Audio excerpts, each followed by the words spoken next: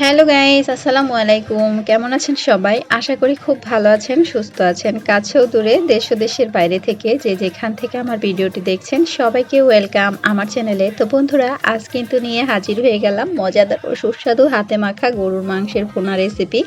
আর এই রেসিপিটা কিন্তু চাইলে আপনারা ভাত, রুটি, পরোটা সব কিছুর সাথে কিন্তু খেতে পারেন। খেতে হয় জাস্ট অসাধারণ। তো বন্ধুরা, একবার হলেও ট্রাই করবেন এইভাবে। তো চলুন রেসিপিটি শুরু করি।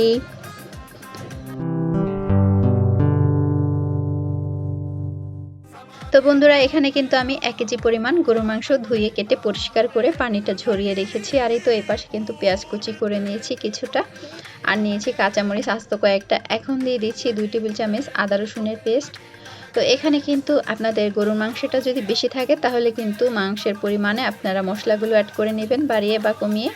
আর এই তো এখানে দিয়ে দিচ্ছি হলুদ গুঁড়ো 1 চামচ পরিমাণ, আর দিয়ে দিচ্ছি 1 চামচ পরিমাণ মরিচের গুঁড়ো। তো এখন দিয়ে দিচ্ছি ধনের গুঁড়ো 1/2 চামচ পরিমাণ, দিয়ে দিচ্ছি স্বাদ মতো লবণ। আর এই তো এখানে দিয়ে দিচ্ছি এখন 5 ফোড়নের গুঁড়ো 1/2 চামচ পরিমাণ। তো এখন দিয়ে দিচ্ছি গোলমরিচের গুঁড়ো 1/2 চামচের চেয়েও কম। তো এখন দিয়ে দিচ্ছি ধনের গুঁড়ো আর 5 ফোড়ন একসাথে কিন্তু আমি ভেজে টেলে নিয়েছি। তো এইগুলো দিয়ে কিন্তু মজাদার করে এই রেসিপিটি তৈরি করা যায়। আর এখন দিয়ে দিচ্ছি 2 টুকরো দারুচিনি। তো তার সাথে কিন্তু সয়াবিন তেল অ্যাড করে দিলাম।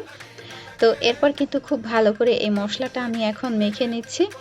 আর যেহেতু আমি আগেই বলেছি হাতে মাখিয়ে এই গরু মাংসটা রান্না করব, তো এখানে কিন্তু দেখতেই পাচ্ছেন মশলাটা খুব ভালো করে আমি চটকিয়ে মেখে নিলাম।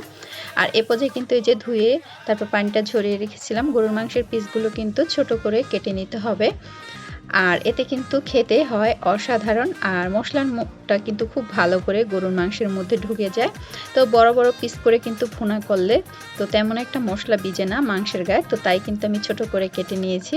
তো এটা কিন্তু একদমই আপনাদের নিজেদের ইচ্ছে অনুযায়ী আপনারা কেটে নিতে পারেন। তো এখানে কিন্তু চুলায় আমি বসিয়ে দিয়েছি। তো তারপর কিন্তু 10 মিনিট পর এখন নেড়েচেড়ে আবারও একটু কষিয়ে নিচ্ছি। তো এখন কিন্তু আবারও ঢেকে দিব। তো দেখতে পাচ্ছেন এখন কিন্তু আমি 20 মিনিট পর চলে আসলাম। তো দেখতে পাচ্ছেন এখানে কিন্তু আমার গরুর মাংসটা ছোট করে কাটার কারণে কিন্তু খুবই দ্রুত আমার এই মাংসটা হয়ে গেছে। আর এখন কিন্তু দেখতেই পাচ্ছেন কালারটাই একদম চেঞ্জ হয়ে গেছে। তো বন্ধুরা, এইভাবে কিন্তু ভাত, রুটি, পরোটা বা পোলাওর সাথে কিন্তু অসাধারণ হয় খেতে। তো এখন কিন্তু ফাইনালি হয়ে গেছে। তো এখন আমি একটু আপনাদের সাথে সার্ভ করে দেখিয়ে দিচ্ছি। তো দেখতেই পাচ্ছেন কতটা লোভনীয় হয়েছে, অসাধারণ। যে কখনো না খেয়েছে গরুর মাংস সে কিন্তু চেটেপুটে খেয়ে নেবে এরকম একটি রেসিপি পেলে হাতের কাছে। তো বন্ধুরা, আজকের ভিডিওটা কেমন লাগলো অবশ্যই কিন্তু কমেন্টের মাধ্যমে জানাবেন। আর ভিডিও ভালো লাগলে চ্যানেলের পাশে থাকতে পারেন, চ্যানেলটিকে সাবস্ক্রাইব করে আমাকে সাপোর্ট করবেন।